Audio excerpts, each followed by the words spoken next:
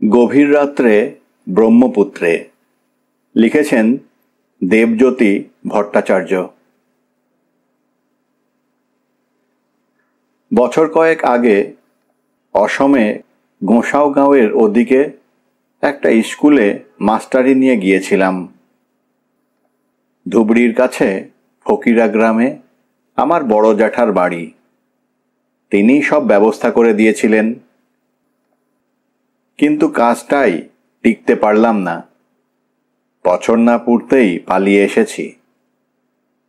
তা এই আকরাগন্ডার বাজারে অমন ভালো একটা চাকরিতে একটা গোটা বছরও টিকতে পারলাম না কেন, সেই গল্পই বলতে বসেছি। বাড়ি ছেড়ে ওই দূরের মুল্লুকে আমি সাধ করে যাইনি অবশ্য। এমনিতে আমি দমদমের ছেলে, কলকাতাতেই ঘোরাফেরা। জন্মে স্টক রানাঘাট পেরোইনি। পেরোবার ইচ্ছেও যে বিশেষ ছিল তা নয়, কিন্তু হলে কি হয়, পেটের দায় বড় দায়। গ্রাজুয়েশন করবার পর প্রায় বছর পাঁচেক হন্যে হয়ে খুঁজেও যখন এদিকে চাকরি বাকরি জোটবার কোনো লক্ষণই দেখা যাচ্ছে না, তখন একদিন অসম থেকে বড় জ্যাঠা আমাদের দমদমের বাড়িতে এলেন। কি কাজে যেন কলকাতায় এসেছিলেন, তাই বাবার সঙ্গে একবার দেখা করে যাওয়া। এ কথা সে কথায় আমার কথা উঠতে জ্যাঠা হেসে বললেন, হে হে হে হে, ঘর কোনো হয়ে থাকলে কি আর কাজকর্ম জোটে? বারাকপুর থেকে টালিগঞ্জের বাইরে কখনো কোনো কাজের খোঁজ করেছিস? মাথা নেড়ে বললাম, না, মানে বাংলাটা ছাড়া হিন্দি বা ইংরেজি বিশেষ জানি না তো। অসমে যাবি? আমাদের ওদিকটার ভাষাটা অনেকটা বাংলারই মতো। হিন্দি বা ইংরেজি ততটা না জানলেও চলে যাবে। তোর তো অঙ্ক সাবজেক্ট ছিল না? হ্যাঁ, অঙ্ক, ভূগোল আর ইকোনমিক্স। অঙ্কে অনার্স নিয়েছিলাম, থাকেনি? আরে দূর তোর অনার্স, ও নিয়ে ভাবিস না। 30 বছর ধরে বড়দলুই কলেজে পড়াচ্ছি ও মুল্লুকে। চেনা পরিচিতি যা আছে তাতে আমার ভাইপো শুনলে অনেক স্কুলেই লুফে নেবে তোকে ওখানে। এখন যাবি কি না সেটা ঠিক কর। মাথা নেড়ে বললাম, যাব। এর ঠিক 1 মাসের মাথায় জ্যাঠার কাছ থেকে একটা চিঠি পেলাম। গোঁসাইগাঁওয়ের কুমার নিশানাথ মেমোরিয়াল স্কুলে গিয়ে দেখা করতে বলেছেন। অঙ্কের অ্যাসিস্ট্যান্ট টিচারের চাকরিটা আমার একরকম হয়েই গিয়েছে ওখানে। নামমাত্র শুধু একটা ইন্টারভিউ হবে। চিঠিতেই কিভাবে যেতে হবে সেসব লেখা ছিল। অতএব একটা শুভ দিন দেখে দুগ্গা দুগ্গা বলে রওনা হয়ে পড়লাম। হাওড়া থেকে ট্রেনে চেপে নিউ কোচবিহার, সেখান থেকে বাসে ধুবড়ি, তারপর লঞ্চে ব্রহ্মপুত্র পেরিয়ে ফুলবাড়ি হয়ে বাসে চেপে গোঁসাইগাঁও যেতে হয়। রেল আর বাস কোম্পানির দয়ায় পাক্কা 2 দিন 2 রাতের ধাক্কা। বাড়ি ছেড়ে সেই প্রথম প্রবাসে যাওয়া। মনে মনে একটু দুশ্চিন্তা হয়েছিল বইকি, তবে লম্বা পথ পাড়ি দিয়ে গিয়ে পৌঁছে দেখি জায়গাটা মন্দ নয়। স্কুলের সেক্রেটারি বিজয় হাজরিকার বয়স বেশি নয়। জমিদার বংশের ছেলে, ওর ঠাকুরদার নামে স্কুল। নিজে আবার জ্যাঠার ছাত্র ছিলেন এককালে। কাগজপত্রও কিছু দেখতে চাইলেন না আমার। বললেন, স্যার আপনার নাম রেকমেন্ড করেছেন, ওই আপনার যথেষ্ট কোয়ালিফিকেশন। অতএব চাকরিটা হয়ে গেল। দিন কয়েকের মধ্যেই বেশ গুছিয়ে বসলাম গোসাইগাঁওতে। পাহাড়ি দেশ, স্বাস্থ্যকর জল হাওয়া, খাবার দাবারে ভেজাল নেই। পুজোর পরপর গিয়েছিলাম। তা পরের বসন্তকালের মধ্যেই দেখি শরীরের হাড়গোড় আর কিছু দেখা যাচ্ছে না। দিব্যি নেয়াপাতি ভুঁড়িও একখানা উঁকি মারছে জামার ওপর দিয়ে।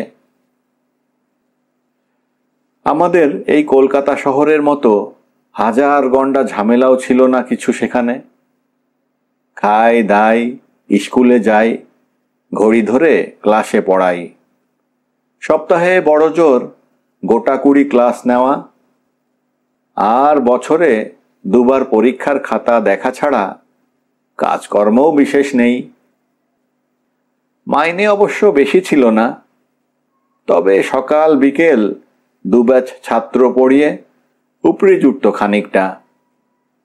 তার ওপর গোসাইগাঁওয়ের লোকজনের মাস্টার ভক্তি বড় মন্দ নয়। মাইনের ওপরেও কলাটা মূলোটা, কখনো 1 ভাঁড় ঘি কিংবা 1 হাঁড়ি গুড়, পুকুরের মাছ, এসব তো লেগেই থাকত। চাল ডাল ছাড়া আর কিছুই প্রায় কিনে খেতে হতো না। দুশ্মন বলে এক ছোকরা কাজের লোক রেখেছিলাম। ঘরে বাইরে সংসারের সব কাজকর্ম সেই সামলাতো। কেবল তার রান্নার হাত মোটেই সুবিধের ছিল না বলে হাত পুড়িয়ে রান্নাটা করতে হতো রোজ। তবে সে দুঃখটা বেশি জানান দিত না, কারণ ছুটি ছাটায় ফাঁক পেলেই 2-1 দিনের জন্য ব্রহ্মপুত্র পেরিয়ে ফকিরা গ্রামে গিয়ে জেঠিমার হাতের রান্না খেয়ে আসতাম। মাঝে মাঝে জেঠিমার ছেলে ধনপতি ওরফে আমার ধনদা এসে থেকে যেত 2-1 দিন। রান্নায় তারও হাত বেজায় ভালো। সেটা ছিল শ্রাবণ মাসের শেষাশেষি একটা শনিবার। সকাল থেকেই মেঘ করে আছে। আকাশটা যেন জলে টসটস করছে একেবারে। খোঁচা দিলেই জল ঝরবে ঝরঝরিয়ে। টিফিনের আগের পিরিয়ডে 8B সেকশনে বীজগণিতের ক্লাস নিচ্ছিলাম। সেদিনকার মতো সেটাই শেষ ক্লাস। ছেলেদের গোটা কয়েক ফ্যাক্টরাইজেশনের অঙ্ক কষতে দিয়ে জানালার কাছে চেয়ারটা টেনে চুপচাপ বসেছিলাম। চোখ রয়েছে অফিস ঘরের বাইরে টাঙানো বড় ঘড়িটার দিকে। মনটা ভারী উড়ু উড়ু করছিল। আর 1/2 ঘন্টা বড় জোর, তারপরেই বাড়ি। দিন 3 আগে ফকিরা গ্রাম থেকে ধনদা এসেছে। 3 দিন ধরে তাই নিজে হাতে রান্নার ছুটি করে মনের সুখে ভালো মন্দ খাওয়া চলেছে আমার। সেদিনও সকালে মেঘ দেখে ভুনি খিচুড়ি বসাবার তোড়জোড় করছে দেখে এসেছি। 1/2 ঘন্টা অপেক্ষা করতে হলো না অবশ্য। হঠাৎ জানালা দিয়ে দেখি দুশ্মন দৌড়তে দৌড়তে আসছে। জানালার নিচে এসে দাঁড়িয়ে 2 হাতে শিক ধরে মাথাটা উঁচিয়ে বলে, মাস্টারদা বাড়ি আহো, ধনকর্তায় মাতিছে। আমি তখন অসমীয়া মোটামুটি বুঝতে পারি। একটু অবাকই হচ্ছিলাম দুশ্মনের কথা শুনে। ধনদা মাতিছে মানে ডেকে পাঠিয়েছে। জানে তো ঘণ্টাখানেকের মধ্যে এমনিতেই বাড়ি ফিরব। তাহলে এত তাড়া কিসের? বললাম, গিয়ে বলগে ক্লাসটা শেষ করে ঘণ্টাখানেকের মধ্যে যাচ্ছি।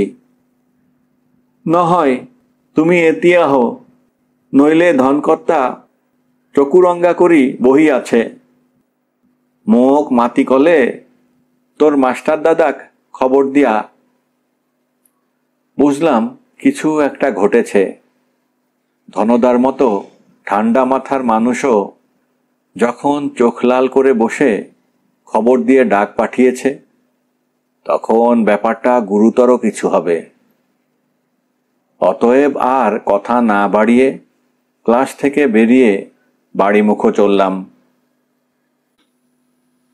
আমার বাড়িটা স্কুল থেকে মাইলটাক দূরে একটা ছোট টিলা মতো জায়গায়। উঠতে বেশ খাটুনি। হাঁফাতে হাঁফাতে তার মাথায় চেপে বাড়ি পৌঁছে দেখি ধনদা তার ব্যাগ গুছিয়ে বসে আছে। অবাক হয়ে বললাম, কি ব্যাপার, তাড়া দিয়ে ডেকে পাঠালে, তারপর এইভাবে চললে কোথায়? এই সপ্তাহটা তো থাকবে বলেছিলে। আমার কথাটা শেষ করতে না দিয়ে ধনদা হড়বড় করে বলল, ও বিনু, বাড়ি থেকে তার এসেছে। মার শরীরটা হঠাৎ করেই খারাপ হয়েছে।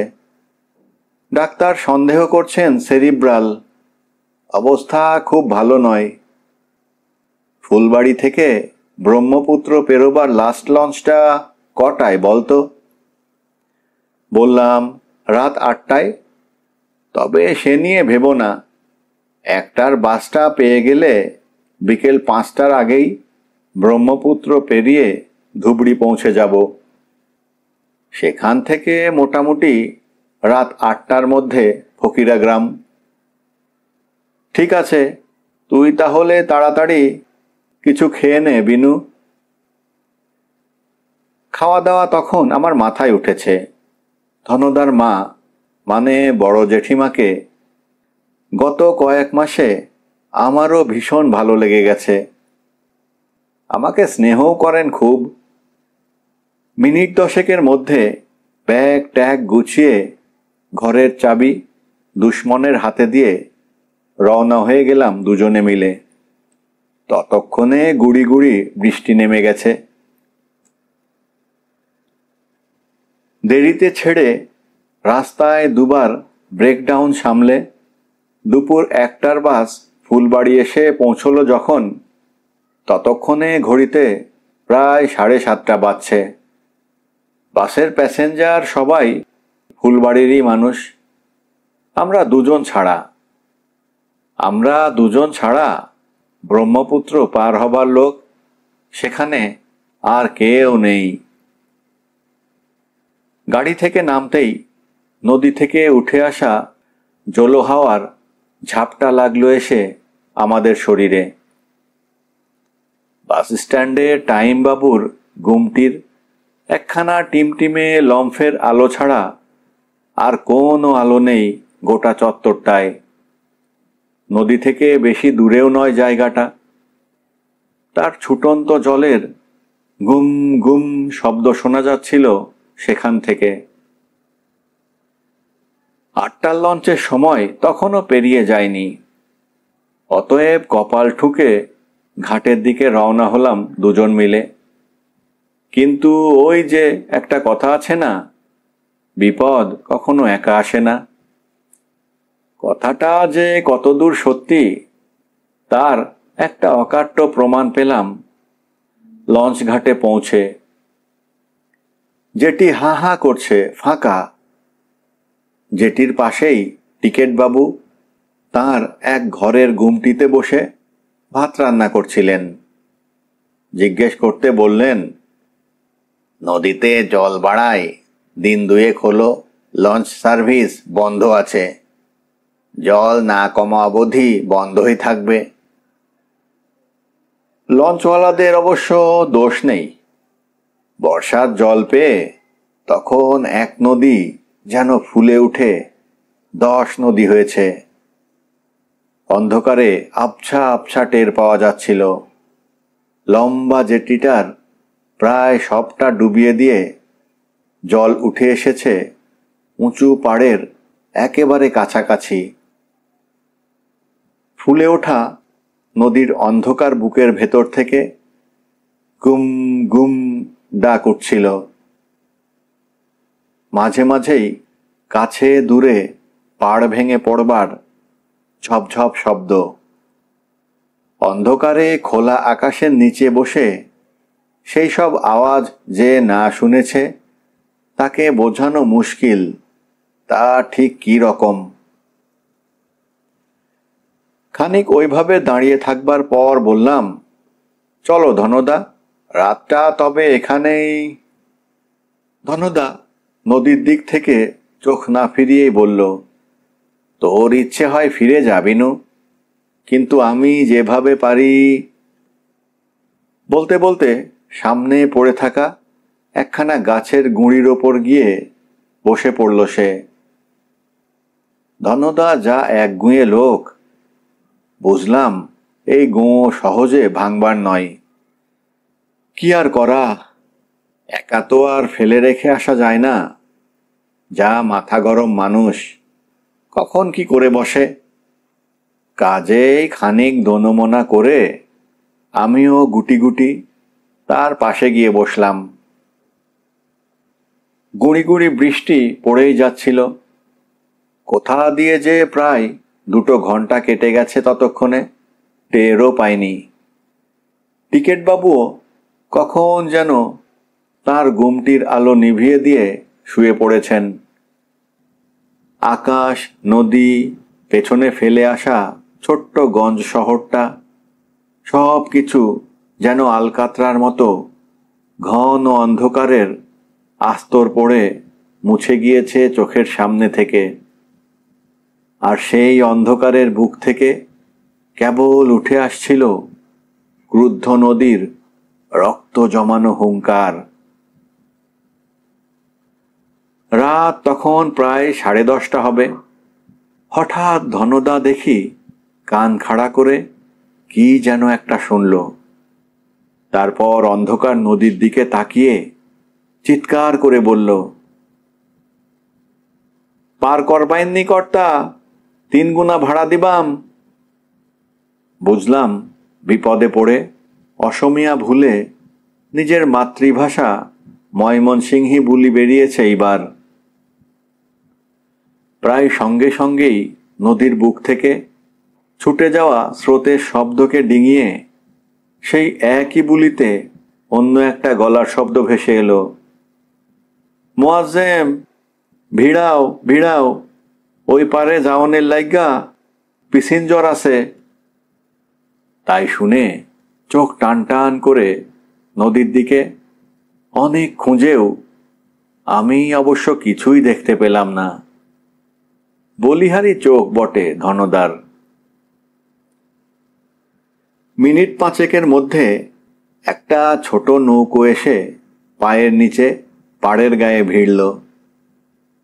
তারপর ছপাত করে সাপের মতো একখানা দড়ি ওপর দিকে ছিটকে এলো তার মধ্যে থেকে।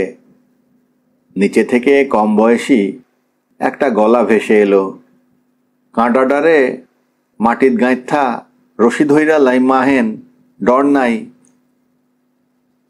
তার নির্দেশ মতো দড়ির মাথায় আটকানো কাঁটাটা মাটিতে গেঁথে দিয়ে তাই ধরে পিছল খাড়ায় ঢালবে কোনো মতে নেমে এলাম টলমলে নৌকোটার ওপর। 2 শক্ত হাত আমায় জাপটে ধরে নিল সঙ্গে সঙ্গে। কি ভীষণ ঠান্ডা সে 2 হাত।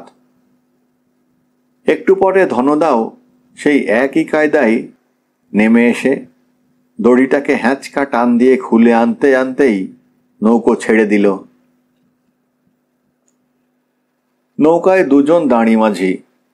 অপেক্ষাকৃত বয়স্ক মানুষটি হালে বসে, কম বয়সীটি দাঁড় বাইছে। খানিক আগের কথাবার্তাতেই মালুম পেয়েছি তারা ময়মনসিংহের লোক। এ জেলার মাঝিমাল্লারা যেমন শক্তি ধরে গায়ে, তেমনি তাদের বুকের পাটা। আর তেমন বুকের পাটা না হলে কারুর সাহস হবে এমন গাঙে এমন রাতে দাঁড় ফেলবার। জ্যাঠার বাড়ি যেতে গিয়ে ব্রহ্মপুত্র এর আগেও বেশ কয়েকবার পেরিয়েছি আমি এইখান দিয়েই, কিন্তু সে তো দিনের বেলা, মোটর লঞ্চে চেপে নদী পেরোনো। তাতে জল থাকে 7 হাত নিচে। ডগডগে দিনের আলোয় কলের নৌকোর ডেকে দাঁড়িয়ে পায়ের নিচে ব্রহ্মপুত্র দেখা, আর এমন অন্ধকার রাতে খ্যাপা ব্রহ্মপুত্রের বুকে একটা ছোট্ট নৌকোয় দুলতে দুলতে 1 হাত নিচে তার পাগলা স্রোতের গর্জন শোনায়। তফাত আছে। রওনা দেবার ঘণ্টাখানেক বাদে বৃষ্টিটা একেবারে থেমে গেল। ওপর আকাশে হাওয়া চলছিল, তার ঠেলায় এদিক ওদিক ছিটকে যাচ্ছিল জমাট বাঁধা মেঘ। ছেঁড়া ছেঁড়া মেঘের ফাঁক দিয়ে চুইয়ে আসা আবছা চাঁদের আলোয় যতদূর চোখ চলে শুধু জল আর জল খলখল করে ছুটছে। ভয়ে ভয়ে উত্তর দক্ষিণ দুদিকেই তাকিয়ে দেখে নিলাম একবার, পাড়ে কোনো চিহ্ন নেই কোনো দিকে।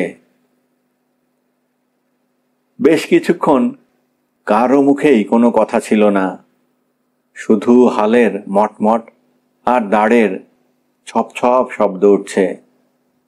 তীব্র স্রোতের টানে মোচার খোলার মতো ভেসে যেতে চাওয়া নৌকোটাকে বাগ মানিয়ে রাখতে আপ্রাণ কসরত করে চলেছে দাঁড়ি আর মাঝির 2 জোড়া হাত। তাদের কালো শরীরে পাকিয়ে উঠছিল দড়ির মতো পেশিগুলো। দাঁড় আর হালের জোরে পাগলা স্রোতকে বাগ মানিয়ে কোনাকুনি উল্টো পাড়ের দিকে ভেসে চলছিল আমাদের নৌকা। হঠাৎ আমার পেছন থেকে হালে বসা মাঝি গম্ভীর গলায় বলে উঠল, মরা দেখিস মোয়াজ্জেম। উল্টো দিকে বসা কম বয়সী দাঁড়িটি অনেকক্ষণ থেকেই নদীর জলের দিকে দৃষ্টি স্থির করে বসেছিল। সেদিক থেকে মাথা না সরিয়েই বলল, খেয়াল রাখতাছি আব্বা, ভাববেন না। ফিসফিস করে ধনদাকে জিজ্ঞেস করলাম, মরা আবার কোত্থেকে পেল? ধনদা মাথা নেড়ে বলল, কে জানে। বর্ষার সময় নদী দিয়ে অনেক সময় বন্যায় ডোবা মানুষের মরা ভেসে আসে, তো তার কথাই বলছে বোধ হয়। গাটা শিরশির করে উঠল শুনে। নিজেকে ওই রকমভাবে কল্পনা করছিলাম। চারপাশে ছুটন্ত জল, তার মধ্যে একটা শরীর দিন রাত ভেসে চলে। মাছে চোখ ঠুকরে খেয়ে নিয়েছে, পচা শরীরে বাসা বেঁধেছে জলজ কীট। মনে একটা অস্বস্তি নিয়ে দাঁড়ি আর মাঝির দিকে একবার চেয়ে দেখলাম আমি। আধো অন্ধকারে জলের দিকে সতর্ক দৃষ্টি ফেলে বসে আছে তারা। হাতগুলো কেবল যান্ত্রিকভাবে নিজেদের কাজ করে চলেছে। বেশ অনেকটা দূরে তখন উল্টো দিকের ধুবড়ি শহরের আলোর হালকা আভাস দেখা দিয়েছে। আমাদের নৌকো ধীরে ধীরে এগিয়ে যাচ্ছিল সেই দিকে। খানিক বাদে একেবারে হঠাৎ করেই মোয়াজ্জেম নামের সেই ছেলেটি চিৎকার করে উঠল, পাইছি বাপজান রে, ওই যে আপনার মরা যায় গো, ওই যে বাম দিকে, ধরেন ধরেন। মুহূর্তের মধ্যে হালের এক মোচড়ে নৌকো ফের মুখ ঘোরালো উল্টো মুখে। ঝপঝপ করে দাঁড় ফেলে ফের তীরবেগে এগিয়ে গেল মাঝ নদীর দিকে। একটা অজানা ভয়ে বুকটা কেমন যেন শিরশির করে উঠল আমার।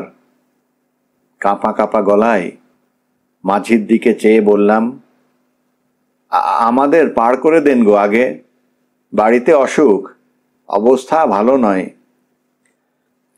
কোনো উত্তর এলো না দাঁড়ি বা মাঝি কারো কাছ থেকে। শুধু শক্তিশালী হাতে দাঁড়ের ঝাপটায় নৌকো যেন প্রায় উড়ে চলল গভীর থেকে গভীরতর জলের দিকে। আর তারপর একেবারে হঠাৎ করেই হালের মুঠ ছেড়ে দিয়ে দুহাত মাথার উপরে তুলে নৌকার মাঝ বরাবর এগিয়ে গেল মাঝি। হালের শাসন থেকে ছাড়া পেতেই মাতালের মতো টলে উঠে ঘুরপাক খেতে শুরু করলো ছোট্ট নৌকাটা। আর তারপর দু পায়ের ধাক্কায় তাকে আরও টালমাটাল করে দিয়ে মাঝি ঝাঁপ দিয়ে পড়ল ছুটন্ত জলে। হাতের দাঁড় দুটো জল থেকে তুলে নিয়ে মোয়াজ্জেম দেখি অবিচলিত মুখে তাকিয়ে রয়েছে অন্ধকার নদীর দিকে। কয়েকটা মাত্র মুহূর্ত, অথচ মনে হচ্ছিল যেন কত যুগ পার হয়ে গেল সেইভাবে বসে থেকে। হঠাৎ জলের ভেতর থেকে একটা চাপা আওয়াজ ভেসে এলো, দড়িলামা মোয়াজ্জেম, এইবারে পাইছি। মোয়াজ্জেম নামের ছেলেটা নৌকোর পাটাতন থেকে সেই হুক লাগানো দড়িটার এক প্রান্ত গলুইয়ের সঙ্গে পাক দিয়ে আটকে ফেলে অন্য প্রান্তটা ছুঁড়ে দিল জলের দিকে। সরসর করে খানিক দূর এগিয়ে গিয়েই টান টান হয়ে গেল দড়িটা। আর তারপর জল থেকে দুহাত বাড়িয়ে নৌকোর কানা চেপে ধরে তাতে ভর দিয়ে ওপরে উঠে এলো মাঝি।